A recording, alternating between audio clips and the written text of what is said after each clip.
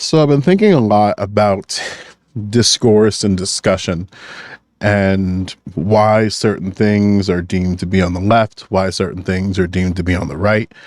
And something that seems to reveal itself through that is a tolerable window of conversation that creates this dichotomy. And for a very long time, a very persistent time, that dichotomy prevents other variations of the conversations to make it into modern discourse. When I say modern discourse, I just mean like the everyday conversation of a topic, right? So an example of this is currently the situation in Gaza and Palestine, right? So we can have conversations about the type of state solutions. We can have conversations about the usage of military aid. We can have conversations about, I guess, broadly humanitarian aid and just like aid broadly. But then the minute you start wanting to have a conversation and call it a genocide, then all of a sudden that's in the fringes of either leaning. So you can't question the actions of Israel. You can't question, when I say question the actions of Israel, I'm saying questioning why are they committing a genocide upon a group of people. You can't have that conversation because that's outside of the tolerable discourse that's allowed in the left-right dichotomy. And this isn't just a situation that happens with the conversations around Israel and Palestine. This goes to things about COVID, right? We created parameters about what was tolerable during the pandemic of what you're allowed to say and what you're allowed to not say. When it came to the idea of COVID lab leak, that was clearly on the right of the political conversation. Conversations about schools, broadly in that regard, was in both left and the right, or like what was described to be the tolerable left and tolerable right. But then once you wanted to have any type of discussion about universal mismanagement, that could be that, hey, maybe it wasn't a good idea to close schools unilaterally and force people into a virtual environment in a school infrastructure and school culture that didn't have that, especially in K through 5, a little less 5 through 12, then that was sort of in the fringes. Maybe that wasn't the best example of that because there was some manifestations of that on the right. But the thing that's been kind of on my mind lately is how, I don't have an answer to this, of how we can expand conversations to just be more inclusive of the different perspectives that exist within that. Something is kind of manifesting in the early stages of this Trump administration is there's a tolerable conversation around the approach of this fact of Donald Trump.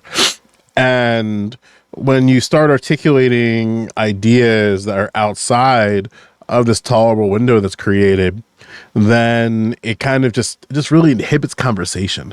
I was in a talk not too long ago about what we should do in the face of Donald Trump. And the person who was with me on this, there's a couple of people in this, another person who was with me on this was talking about how, like, we have to show our displeasement in the voting booth. And like, we have to make sure that we vote for like the broad, like, vote for our values, vote for the right candidate argumentation. And then I kind of pressed him and said that, I don't exactly think electoralism is going to solve our problems. I think a better way of approaching this, or one way that you could approach this, I think I said one way to approach it, and I don't think I said better, is to prioritize community efforts.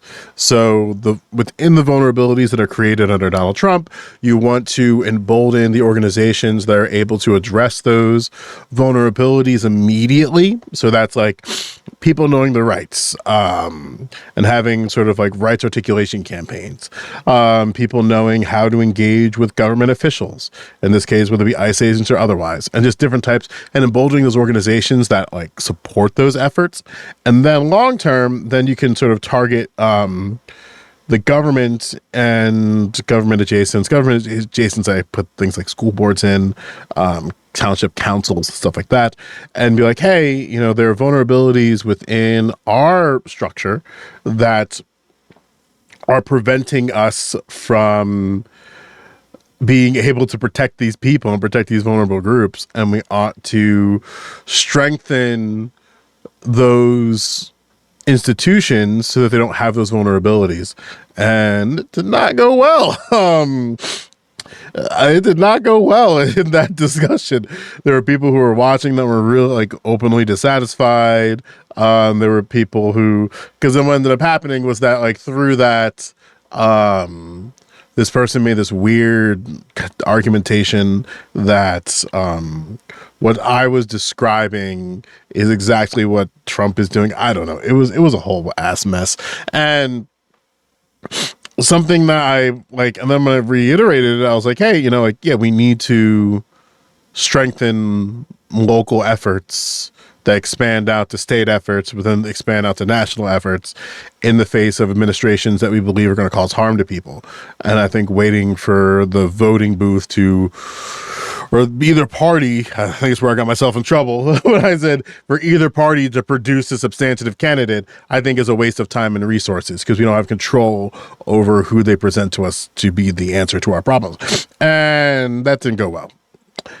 And that just got me thinking of like, you know, there are millions of people in this country that have different perspectives about things. And very often we create these boundaries of what is and isn't acceptable conversations to have.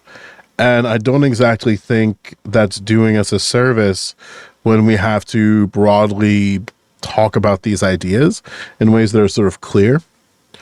And I'm not exactly sure what we can do in the immediate, but definitely as a long-term project, I think that's something we should engage with.